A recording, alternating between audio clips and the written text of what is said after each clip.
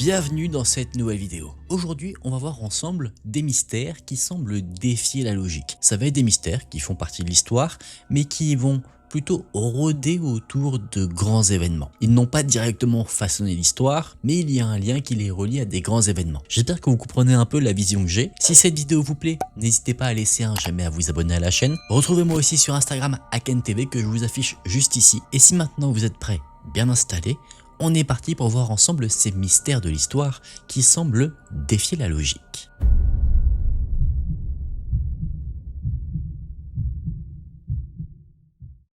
À la fin du 9e siècle, les premiers colons scandinaves abordent l'Islande. Ils arrivent sur une île dure, froide, isolée, encore vide de toute population permanente connue. Dans le récit traditionnel, ils ne trouvent ni ville, ni ferme, ni pouvoir installé. En revanche, ils auraient trouvé la trace d'une présence plus discrète, plus ancienne, presque effacée. Celle de religieux chrétiens venus des îles britanniques avant eux. Les Scandinaves les appellent les Papars. C'est de là que part le mystère. Est-ce que des moines irlandais ou gaéliques ont réellement atteint l'Islande avant les Vikings, ou est-ce qu'on a reconstruit cette histoire après coup pour donner à l'île une origine chrétienne plus ancienne que sa conversion réelle? Le premier élément important, c'est que cette histoire ne repose pas sur une masse de témoignages. Elle tient sur très peu de textes. Le plus ancien jalon souvent invoqué vient d'un moine irlandais, Dicuil, qui écrit vers 825. Il parle de clercs irlandais ayant séjourné sur une île du Nord appelée Tulle, où ils observent les nuits blanches de l'été. Beaucoup d'historiens ont vu dans ce passage une possible référence à l'Islande, mais Dicuil ne nomme pas explicitement l'Islande et son texte est antérieur à l'installation scandinave de l'île. Cela rend le passage intéressant, mais insuffisant à lui seul pour prouver une présence monastique stable sur place. Le texte le plus souvent cité, celui qui ancre vraiment l'affaire dans l'histoire islandaise, arrive beaucoup plus tard. Il s'agit de l'Islandingabok, rédigé au XIIe siècle par Harry Thorgilsson. Harry affirme qu'au moment de l'arrivée des Scandinaves, il y avait déjà en Islande des hommes chrétiens appelés Papars. Il ajoute qu'ils seraient partis parce qu'ils ne voulaient pas vivre au milieu de païens et qu'ils auraient laissé derrière eux des livres irlandais, des cloches et des crosses.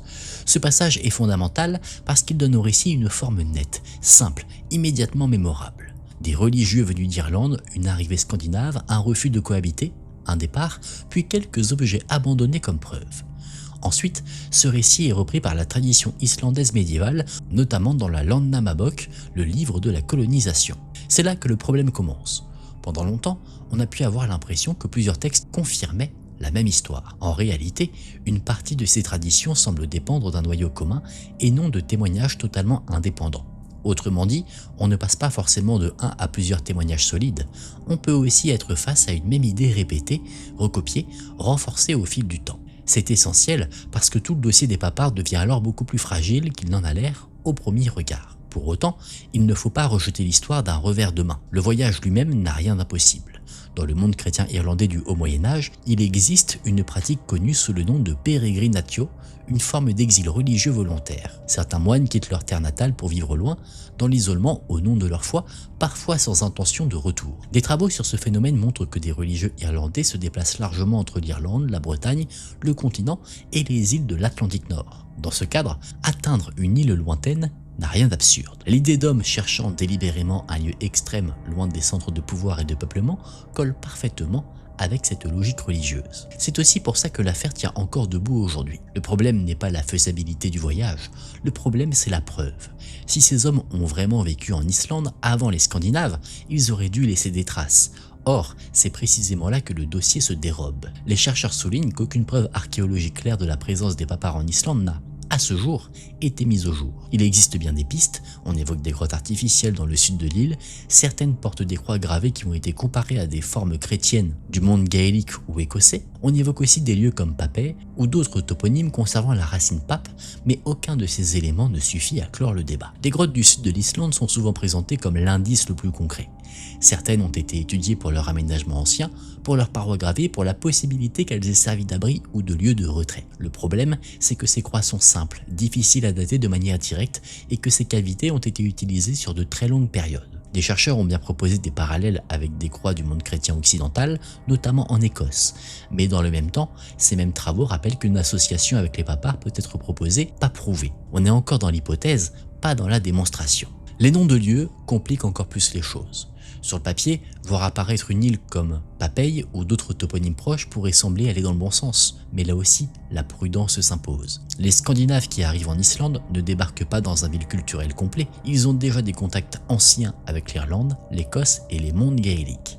Ils connaissent déjà le mot papar, ils peuvent donc très bien avoir appliqué ce nom à certains lieux sans qu'un groupe de moines y ait réellement vécu. Un nom de lieu n'est pas une preuve de présence, c'est un indice, rien de plus. À partir de là, plusieurs scénarios existent. Le premier, le plus classique, est celui transmis par la tradition islandaise.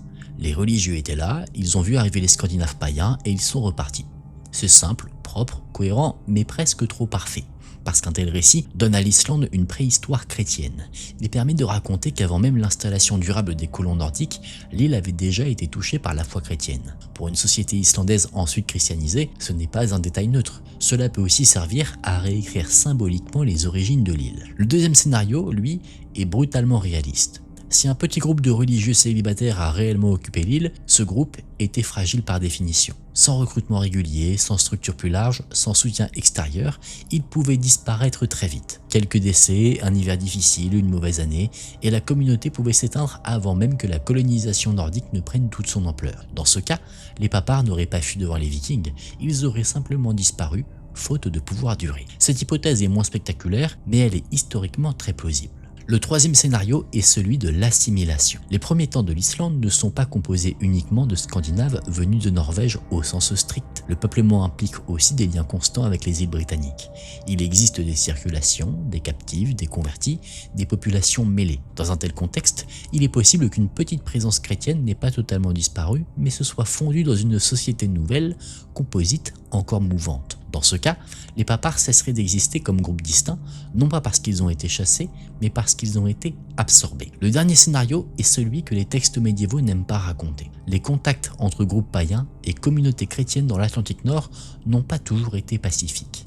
Il est donc possible qu'un groupe très réduit ait été expulsé de force, dépouillé ou éliminé sans laisser beaucoup de traces. Si cela se produit très tôt, il est logique que la mémoire écrite ultérieure ait préféré conserver un récit plus acceptable, celui d'un départ volontaire, ordonné, presque digne, plutôt qu'une disparition violente au moment de l'arrivée des ancêtres scandinaves. Cette hypothèse ne peut pas être prouvée, mais elle ne peut pas être écartée non plus. Au fond, le mystère des papars tient précisément à cet équilibre instable. Tout ce qui rend leur présence crédible existe, les voyages atlantiques irlandais, la pratique de l'exil religieux, le texte de Dicuil, la mention d'Ari, quelques indices matériels discutés, plusieurs noms de lieux troublants. Mais tout ce qui permettrait de transformer cette crédibilité en certitude manque encore. Un site clairement daté, un objet sans ambiguïté, une preuve archéologique nette, quelque chose qui ne puisse pas être réinterprété autrement. Et tant qu'on ne l'a pas, les papars restent à la frontière entre l'histoire et la tradition. Ils sont possibles, même plausibles, mais ils ne sont toujours pas démontrés. Et c'est précisément pour ça que le mystère tient encore, parce qu'il pose une question très simple, à laquelle on ne peut pas toujours répondre complètement. Quand les premiers Scandinaves ont posé le pied sur l'Islande, est-ce qu'ils arrivaient vraiment sur une île vide, ou est-ce qu'ils arrivaient après d'autres hommes plus discrets qui n'ont laissé derrière eux que quelques lignes dans des livres et un doute qui dure encore.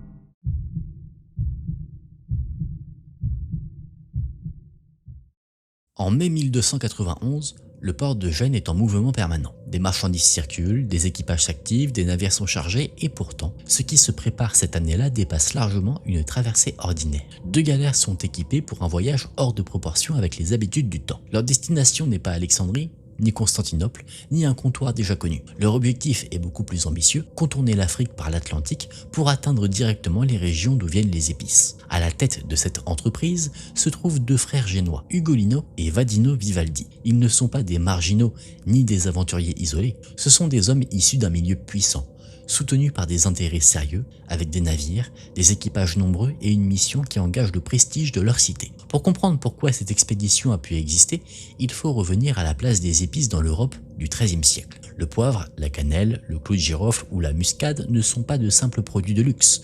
Ils servent à conserver certains aliments, entrent dans les préparations médicales et surtout, ils représentent une richesse immense. Le problème, pour une puissance maritime comme Gênes, c'est que cette richesse lui échappe en grande partie. Les épices arrivent d'Orient à travers un enchaînement de routes et d'intermédiaires. Elles passent par des réseaux commerciaux complexes, puis sont revendues avec des marges énormes avant d'atteindre l'Occident. Pour les Génois, trouver une route directe signifierait court-circuiter tout ce système et s'emparer d'un commerce parmi les plus rentables du monde connu. Cette ambition devient encore plus pressante en 1291 quand la chute d'Acre fragilise les circuits traditionnels passant par le Levant. Pour Gênes, il faut une solution nouvelle, rapide et si possible décisive. C'est dans ce contexte que les frères Vivaldi lancent leur projet. Leur but est simple dans sa formulation et immense dans ses implications. Partir vers l'ouest et le sud, franchir le détroit de Gibraltar, longer la côte africaine puis continuer jusqu'aux terres des épices. L'opération a une dimension commerciale évidente, mais elle a aussi une dimension religieuse et politique. Deux frères franciscains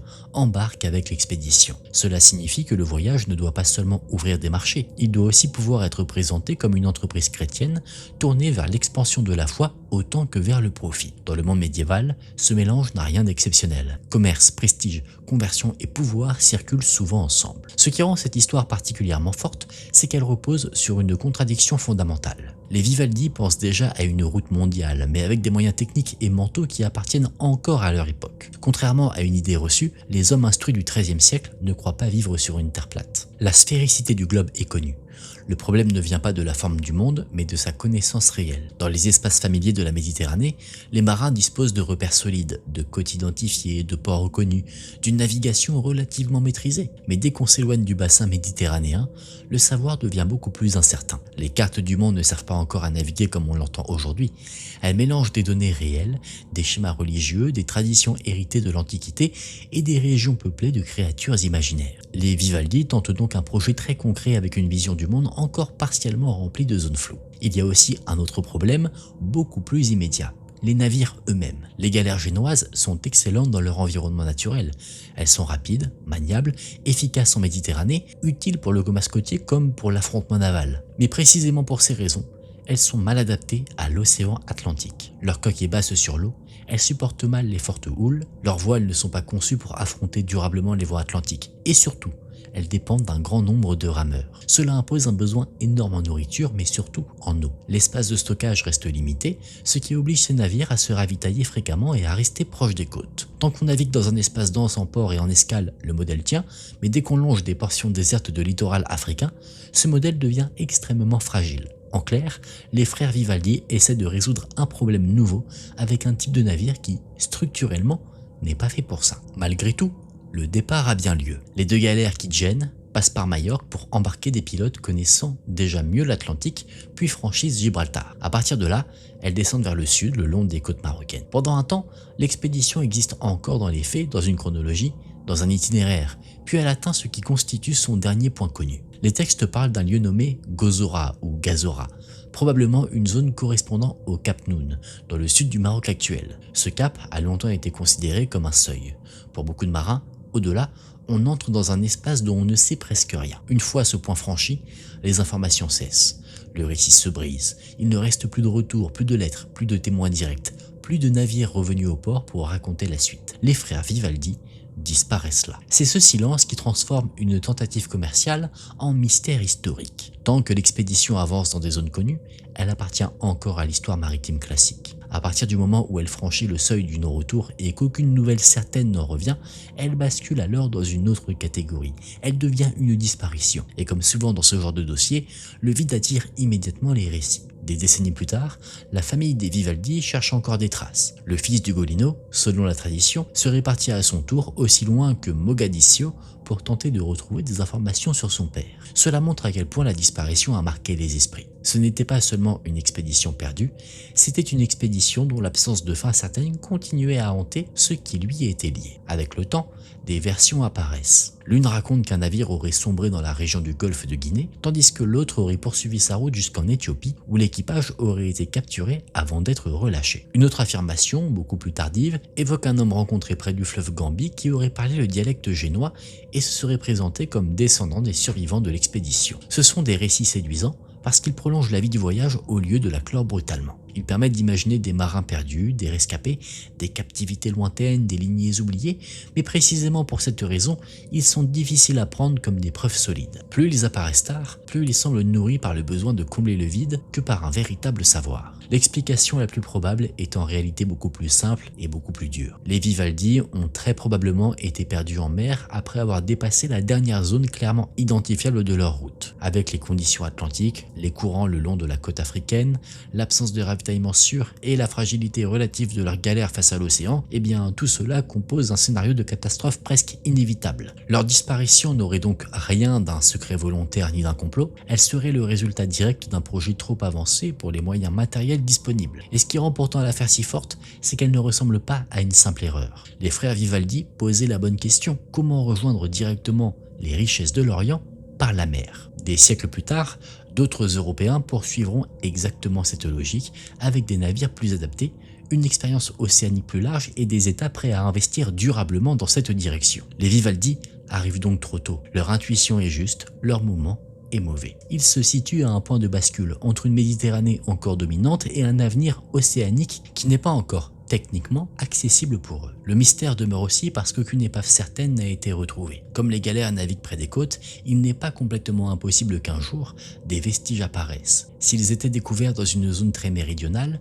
ils seraient plus faciles à identifier que d'autres navires médiévaux, précisément parce que peu de galères du XIIIe siècle se sont aventurés aussi loin. En attendant, il ne reste que cette dernière certitude. Deux frères génois sont partis avec des hommes, de l'argent, des navires et un objectif immense. Ils ont dépassé la limite du monde familier, et après cela, plus rien.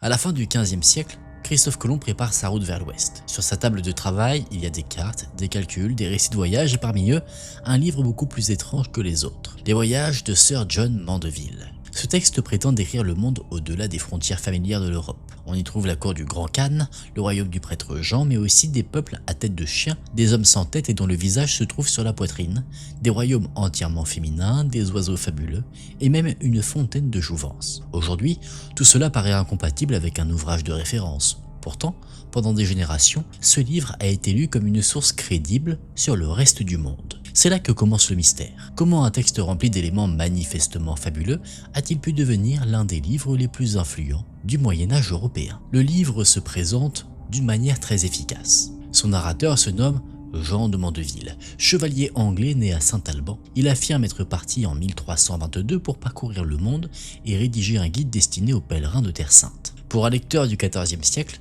cette promesse est parfaite. Jérusalem occupe une place centrale dans l'imaginaire chrétien.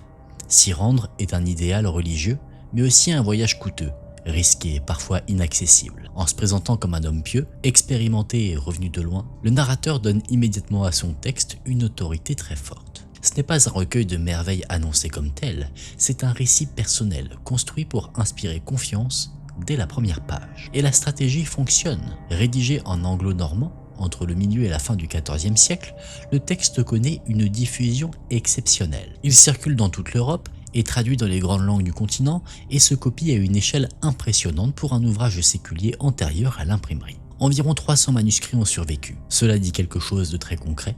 Le livre n'a pas été une curiosité marginale, il a été lu massivement.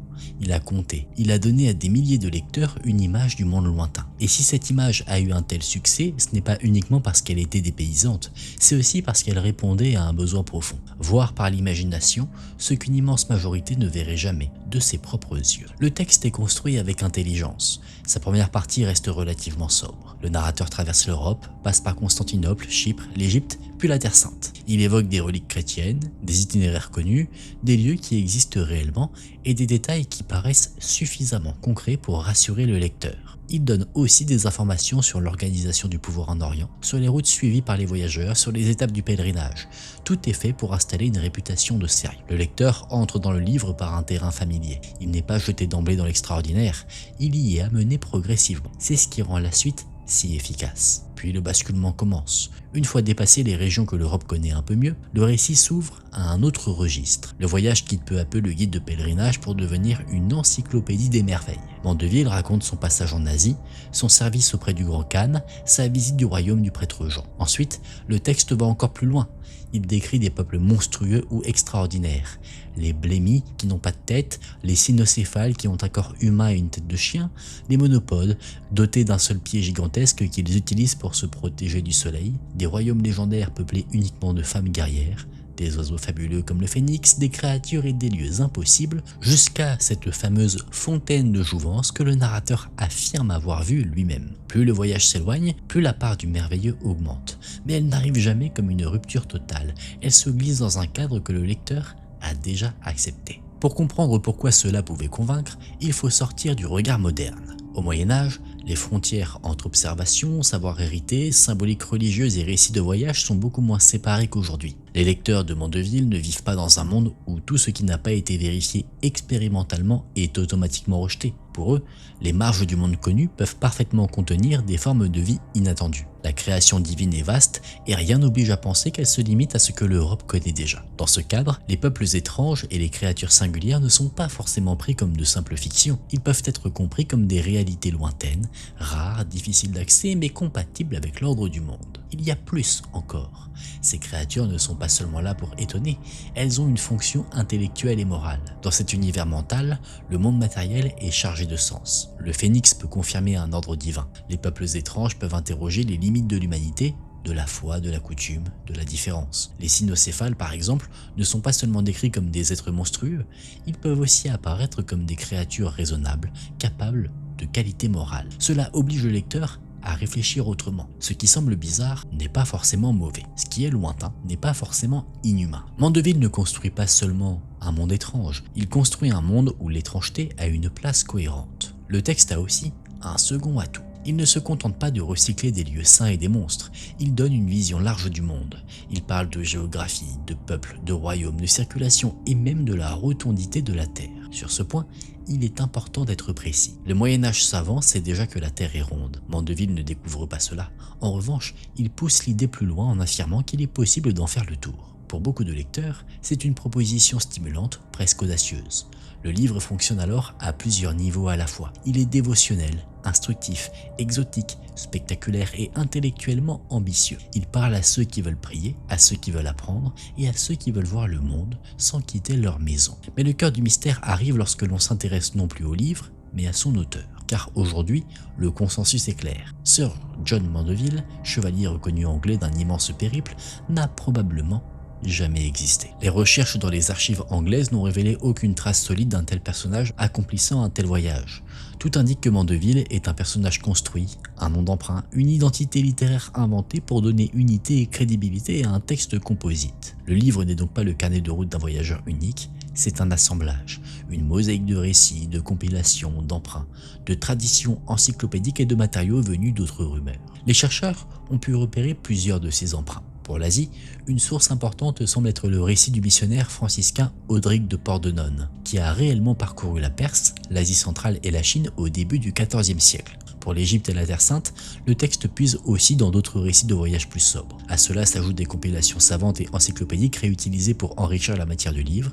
Le procédé est donc très concret. L'auteur prend des descriptions crédibles, les assemble, les réécrit, puis les prolonge avec des éléments merveilleux, des traditions anciennes et des motifs plus légendaires. C'est cette combinaison qui donne au texte son pouvoir. Il n'est pas faux du début à la fin, il mélange le plausible et l'impossible de manière suffisamment habile pour que la frontière tienne longtemps. Reste alors la question de l'identité réelle du compilateur, et là encore le mystère demeure. Une théorie ancienne l'attribue à un médecin de Liège, Jean de Bourgogne, qui aurait confessé sur son lit de mort être l'auteur du texte. Mais cette hypothèse repose sur un témoignage tardif et fragile. D'autres ont imaginé un religieux ou un compilateur lettré du nord de l'Europe, habitué à assembler des récits de voyage et des savoirs géographiques. Aucune de ces hypothèses n'a permis de refermer définitivement le dossier. En clair, on sait assez bien que le chevalier Mandeville est fictif, mais on ne sait toujours pas avec certitude qui a construit cette fiction. C'est ce qui fait de l'affaire un vrai mystère historique et non une simple imposture résolue. Et ce qui rend cette histoire encore plus forte, c'est l'effet réel qu'a eu ce livre imaginaire sur le monde concret.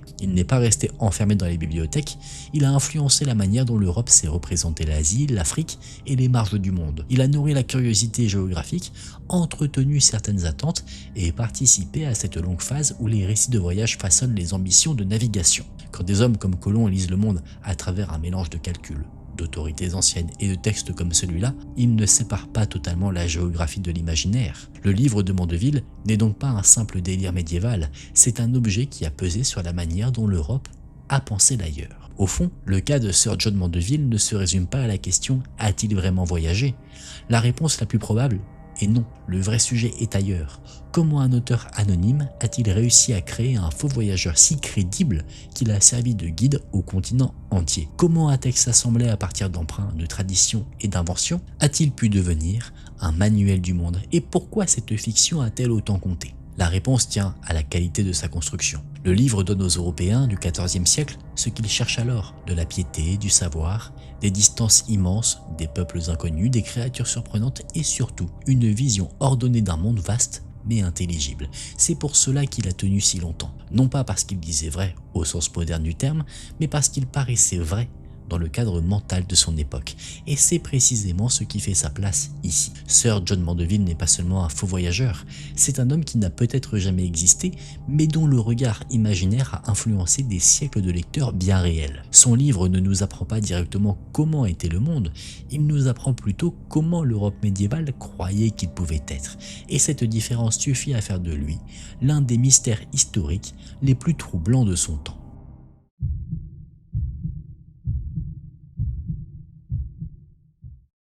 Dans la grande salle du château de Winchester, en Angleterre, se trouve une immense table circulaire peinte en vert et blanc, couverte de noms de chevaliers célèbres comme Lancelot, Gawain, Galahad ou Perceval. Au centre, on voit la rose Tudor et à la place d'honneur, le visage du roi Arthur ressemble moins à un chef du Haut Moyen-Âge qu'à un souverain de la Renaissance. Pendant longtemps, cet objet a nourri l'idée d'un lien direct avec Camelot. En réalité, le bois de cette table remonte autour de la fin du XIIIe siècle et sa décoration visible aujourd'hui appartient à une époque bien plus tardive. Cette table n'est donc pas une relique du roi Arthur, elle est la preuve de quelque chose d'autre. Pendant des siècles, l'aristocratie européenne a voulu donner une existence concrète à une légende. Et c'est là que commence le vrai sujet. Le mystère n'est pas de savoir si Arthur a réellement possédé une telle table. Le mystère, c'est de comprendre pourquoi une histoire en partie littéraire a pris une telle importance politique, sociale et symbolique que des rois, des princes et des grands seigneurs ont dépensé des sommes considérables pour la rejouer dans la vie réelle. Car la table ronde n'est pas seulement un décor de roman. À partir du XIIe siècle, elle devient un modèle de prestige. Elle propose une image très forte, celle d'un groupe de chevaliers unis, liés par l'honneur, la loyauté et une forme d'égalité affichée. Dans une société féodale rigide, fondée sur les rangs, les liens de dépendance et la rivalité, cette image a une puissance immédiate. Le mythe arthurien, tel qu'il s'impose dans l'Europe médiévale, ne descend pas intact d'un lointain passé celtique. Il se construit progressivement. Au XIIe siècle, l'une des premières grandes étapes est la transformation d'Arthur en roi prestigieux de Bretagne dans un récit historique largement romancé. Peu après, un autre texte ajoute l'élément central de toute l'affaire, la table ronde elle-même. Son principe est simple, aucun chevalier n'y occupe une place supérieure aux autres. Personne ne peut s'y asseoir en revendiquant un privilège visible. Tout le monde est placé sur un cercle. Ce symbole est extrêmement fort parce qu'il donne l'illusion d'une fraternité parfaite entre hommes de guerre, alors même que le monde réel repose sur la hiérarchie et la concurrence. Ensuite, d'autres auteurs enrichissent encore ce modèle en y ajoutant la chevalerie raffinée, l'amour courtois, la quête du Graal, la discipline morale, la piété et le service d'une cause plus grande que soi. Arthur cesse alors d'être simplement un chef guerrier. Son univers devient un idéal de cour. Pendant ce temps, les tournois existent déjà, mais à l'origine, ils n'ont rien d'un conte élégant. Les premiers tournois médiévaux ressemblent beaucoup plus à des affrontements collectifs violents qu'à des joutes ordonnées. Ils servent à gagner de la réputation, de l'expérience et parfois de l'argent. Des chevaliers y construisent leur carrière. La dimension spectaculaire existe, mais elle est d'abord liée au combat lui-même. Avec le temps, tout cela change. Les tournois deviennent plus codifiés, ils se structurent davantage. Les affrontements individuels prennent plus de place. On cherche à montrer non seulement la force, mais aussi le comportement, la maîtrise de soi, l'allure, la capacité à tenir un rôle noble en public. Le tournoi cesse d'être seulement un exercice militaire, il devient aussi un théâtre social. C'est dans ce contexte que naissent les tournois de la table ronde. Là, on ne se contente plus d'organiser des combats, on met en scène tout un univers. Ces événements durent plusieurs jours. Il y a des festins, des danses, des cérémonies, des entrées solennelles, des costumes, des emblèmes, des distributions de prix. Surtout, les participants adoptent des identités arthuriennes. Des chevaliers prennent les noms de Lancelot, de Gawain, de Tristan ou de Perceval. Parfois, ils reprennent aussi leurs armoiries. Ils ne viennent plus seulement combattre, ils viennent jouer un rôle. Le tournoi devient alors une reconstitution aristocratique d'un monde littéraire. Le premier événement de ce type se serait tenu à Chypre en 1223, puis cette mode se diffuse largement de la péninsule ibérique jusqu'au Saint-Empire. Partout où la matière de Bretagne est connue, cette forme de spectacle peut s'imposer. Ce qui rend ces fêtes si importantes, c'est qu'elles ne servent pas seulement à divertir, elles permettent à l'élite de se représenter elle-même sous une forme plus noble, plus unie, plus maîtrisée que dans la réalité. Dans la vie politique médiévale, les seigneurs sont pris dans des alliances mouvantes, des jalousies, des querelles d'honneur et des rapports de force permanents. Un tournoi classique peut faire monter la tension jusqu'au conflit réel. Le cadre arthurien change cela. En demandant aux participants d'endosser des rôles issus d'une fraternité légendaire, il leur offre une fiction commune. Deux rivaux réels peuvent s'affronter, mais à l'intérieur d'un scénario acceptable. Ce ne sont plus seulement deux nobles en concurrence, ce sont officiellement deux chevaliers d'un même imaginaire. Ce décalage est très subtil, il permet de canaliser les rivalités sans les nier. La présence des femmes et de l'amour courtois renforce encore cette mise en scène. Les chevaliers déclarent combattre pour l'honneur d'une dame, ils portent ses couleurs ou un signe attaché à leur équipement. Les dames assistent à la cérémonie, inspirent les performances, remettent les récompenses et donnent au tournoi une dimension sentimentale codifiée. Ce n'est pas anecdotique, cela transforme un affrontement armé en spectacle complet où la violence est habillée par le raffinement, la fidélité, la retenue et la recherche de gloire morale. Le tournoi de la table ronde ne cherche donc pas seulement à reproduire des combats, il cherche à faire vivre un ordre idéal où la guerre, l'amour, le rang et l'honneur semblent tenir ensemble dans un cadre stable. Ce succès dit quelque chose de profond sur l'Europe médiévale. Si la table ronde a autant fasciné, c'est parce qu'elle offrait une réponse à un problème réel. Les élites avaient besoin d'un langage commun pour justifier leur position, encadrer leur violence et présenter leur domination comme quelque chose de noble. Le mythe arthurien remplissait parfaitement cette fonction. Il donnait une généalogie imaginaire à la chevalerie. Il permettait d'associer le pouvoir à la loyauté, la guerre à la morale et la cour à un idéal d'unité. Même l'idée d'une origine sacrée de la table ronde a pu circuler, avec des auteurs affirmant qu'elle prolongeait symboliquement la table du Christ et des apôtres. Cela donnait au cercle arthurien une portée encore plus grande. Il ne s'agissait plus seulement d'un symbole politique, mais d'un modèle presque sacralisé. Puis cet âge finit par décliner. À partir de la fin du Moyen-Âge et surtout à l'époque moderne, le coût de ces spectacles devient énorme. Les armures, les costumes, les mises en scène, les banquets et les cérémonies exigent des moyens que seuls les plus riches peuvent encore mobiliser. En parallèle, leur utilité militaire diminue fortement. Sur les champs de bataille, l'infanterie organisée, les armes de trait et surtout les armes à feu transforment les rapports de force. Les compétences développées dans la joute ou dans ces tournois codifiés correspondent de moins en moins à la guerre réelle. Le tournoi continue un temps comme spectacle, mais il cesse progressivement d'être un outil central de formation et de prestige guerrier. Le modèle arthurien, lui, survit autrement. Il reste dans la culture, dans les ordres chevaleresques, dans l'idée occidentale de l'honneur, dans l'image d'une fraternité d'élite liée par un code moral. Au fond, le point le plus troublant dans cette histoire n'est pas de savoir si Arthur a existé exactement comme on l'a raconté. Ce qui compte, c'est que des générations de puissants ont agi comme si cet univers devait exister. Ils ont construit des objets, organisé des fêtes, assumé des identités fictives et donné de la matière à une légende pour se définir eux-mêmes. Pendant 3 siècles, des hommes bien réels ont voulu habiter, quelques jours durant, un monde ordonné par Camelot. Et c'est pour ça que la table ronde est devenue bien plus qu'un récit. Elle est devenue un outil de pouvoir, une mise en scène de la noblesse et un moyen de transformer une fiction en réalité sociale.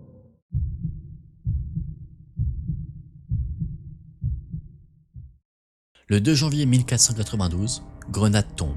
Ce jour-là, Abu Abdallah Mohamed XII, que l'histoire espagnole retiendra sous le nom de Boabdil, remet la ville au roi catholique, Ferdinand d'Aragon et Isabelle de Castille. Ce geste met fin au dernier royaume musulman de la péninsule ibérique et clôt plusieurs siècles de présence politique musulmane en Espagne. Dans les récits les plus connus, l'image qui reste est celle d'un souverain vaincu qui quitte l'Alhambra, regarde une dernière fois sa ville et s'éloigne en silence. Mais le véritable mystère ne se situe pas seulement dans la chute de Grenade, il commence surtout après, car une fois le royaume perdu, Boabdil ne disparaît pas dans une scène spectaculaire, il s'efface lentement au point que les dernières années de sa vie deviennent floues, contradictoires et difficiles à reconstituer. Après la capitulation, Boabdil n'est pas immédiatement expulsé. Les conditions qui lui sont accordées restent d'abord relativement favorables. Le contexte méditerranéen y joue un rôle important. La question du sort des musulmans d'Espagne ne laisse pas indifférents les grands acteurs de la région, et les nouveaux maîtres de Grenade ne peuvent pas transformer immédiatement la reddition en liquidation brutale. Boabdil reçoit donc une seigneurie dans une région montagneuse au sud de Grenade.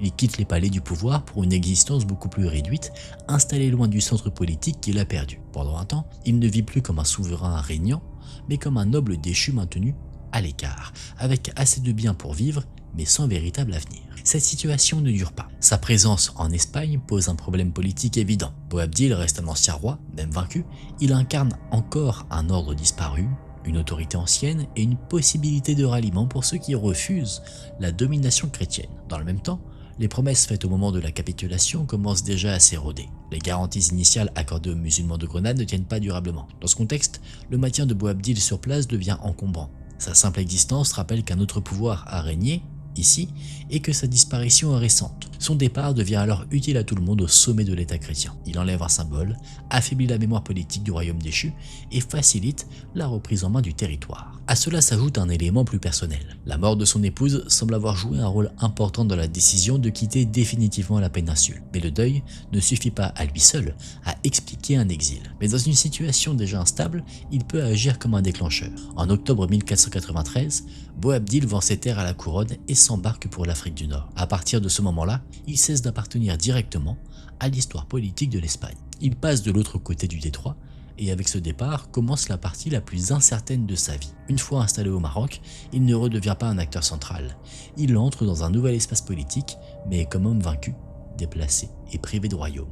Boabdil arrive à Fès, dans le sultanat ouattacide. Là encore, le décor est loin d'être stable. Le Maroc est traversé par ses propres tensions. Le pouvoir en place doit faire face à des difficultés intérieures, à des rivalités dynastiques et à la pression de puissances chrétiennes sur les côtes. Dans cet environnement, Boabdil n'est pas un exilé ordinaire, son nom est prestigieux. Il a été le dernier roi de Grenade. Il porte avec lui le souvenir d'Al-Andalus, de sa richesse, de son raffinement et de sa chute. Mais ce prestige a une contrepartie. Il est aussi le souverain qui a perdu, celui qui a remis les clés de sa ville, celui qui n'a pas réussi à empêcher la fin du royaume. Dans une cour où la légitimité politique se joue aussi sur la capacité à défendre la foi et le territoire, cette image peut devenir embarrassante. Il représente à la fois une grandeur disparue et une défaite impossible à ignorer. C'est probablement pour cette raison que sa trace devient si faible à Fès. Tout laisse penser qu'il n'occupe pas une place majeure dans les luttes du moment. Il ne réapparaît pas comme conquérant, ni comme meneur de reconquête. Il semble au contraire avoir vécu de manière discrète, à distance des grands centres de décision. C'est là que le mystère s'installe vraiment. Non pas dans la chute de Grenade, qui est parfaitement documentée, mais dans ce glissement progressif vers une zone d'ombre. Un homme qui avait occupé le cœur d'un événement majeur de l'histoire européenne cesse presque soudainement d'être visible. Il devient un ancien roi sans royaume, présent dans les mémoires, mais de moins en moins présent dans les faits. Les récits sur sa mort sont contradictoires. Une tradition affirme qu'il a vécu longtemps à Fès, dans une forme de retrait, et qu'il y est mort vers 1533 à un âge avancé. Cette version donne à sa fin un caractère discret. Après la défaite, après le départ, après l'exil, il aurait terminé son existence loin de Grenade, loin du pouvoir, loin du rôle central qu'il avait autrefois occupé. Une autre version, plus dramatique, le fait mourir au combat autour de 1536 dans les conflits marocains. Cette hypothèse a quelque chose de plus romanesque, elle permettrait d'imaginer Boabdil revenant une dernière fois dans la guerre comme s'il refusait de finir dans l'oubli. Mais ce scénario convainc beaucoup moins. Il supposerait qu'un homme déjà très âgé ait repris un rôle militaire actif dans un contexte politique qui n'était plus vraiment le sien. En plus, la confusion pourrait venir du fait qu'un autre membre de sa famille serait mort dans des circonstances comparables, ce qui aurait brouillé les récits. Il existe même des versions qui font mourir Boabdil beaucoup plus tôt, parfois dès les années 1490, ailleurs en Afrique du Nord. Le plus révélateur, ce n'est pas qu'une hypothèse l'emporte nettement sur toutes les autres, c'est au contraire l'écart entre les dates proposées. Selon les traditions, la mort du dernier roi de Grenade peut être placée sur une période très large. Cela montre à quel point sa fin réelle s'est perdue. Plus on avance après son départ d'Espagne, plus les témoignages deviennent incertains, tardifs, contradictoires ou dépendants les uns des autres. On connaît très bien la fin de son royaume, on connaît mal la fin de l'homme. C'est précisément ce décalage qui rend son cas si particulier. D'ordinaire, quand un souverain perd son trône, sa défaite reste documentée, mais son exil aussi. Ici, la situation est différente. Boabdil est un personnage immense dans la mémoire historique, mais il devient presque secondaire dans les archives de ces dernières années. Son effacement est double. Il perd d'abord le pouvoir, puis il perd aussi sa place nette dans le récit. Une fois Grenade tombée, l'attention se concentre sur les vainqueurs, sur l'unification chrétienne de l'Espagne, sur la reconquista achevée. Le vaincu, lui, se réduit à une silhouette. C'est aussi pour ça que certaines scènes très connues, comme celle de l'arme au moment du départ, ont pris autant de place. Elles remplissent le vide laissé par l'absence de certitude sur la suite. Quand les faits manquent, la légende s'installe. Aujourd'hui encore, la question de sa sépulture n'est pas complètement réglée. Des recherches récentes ont cherché à localiser son lieu d'inhumation possible près de Fès, sous un mausolée en ruine. Des relevés ont fait apparaître ce qui pourrait correspondre à des restes humains et à des pierres tombales compatibles avec l'enterrement d'un personnage de haut rang. L'idée serait, un jour, de pouvoir vérifier cette hypothèse de manière plus poussée, notamment en comparant les données biologiques à celles de descendants de sa lignée. Mais à ce stade, rien n'a définitivement fermé le dossier, même son tombeau reste une question ouverte. Au fond, l'histoire de Boabdil est celle d'un homme dont tout le monde connaît la défaite, mais dont presque personne ne peut raconter avec certitude la fin. On sait comment il a perdu son royaume, on sait à quel moment il a quitté Grenade, on sait qu'il a fini par franchir la Méditerranée pour rejoindre le Maroc. Ensuite, le fil casse. Il reste des hypothèses, des versions concurrentes, des récits plus ou moins tardifs, et un nom qui continue d'exister surtout à travers le symbole de la chute de Grenade. Ce qui fait de Boabdil un mystère historique, ce n'est donc pas la perte de son trône, c'est le fait qu'après avoir incarné la fin du monde, il est lui-même disparu, presque silencieusement du champ de l'histoire. Mesdames et messieurs, on en a fini pour cette vidéo, j'espère que ça vous a plu, que ça vous a intéressé. Si j'ai réussi à vous apprendre au moins une chose, c'est une victoire pour moi, un beau pari réussi. Si la vidéo vous a plu, n'hésitez pas à laisser un j'aime et à vous abonner à la chaîne. Encore une fois, je le répète, vous pouvez me retrouver sur Instagram à KenTV que je vous remets juste ici. Merci d'avoir regardé cette vidéo jusqu'à la fin, c'était un plaisir pour moi de vous partager toutes ces histoires. Je vous dis à très vite dans une prochaine vidéo. Prenez soin de vous, c'était Ken. Salut!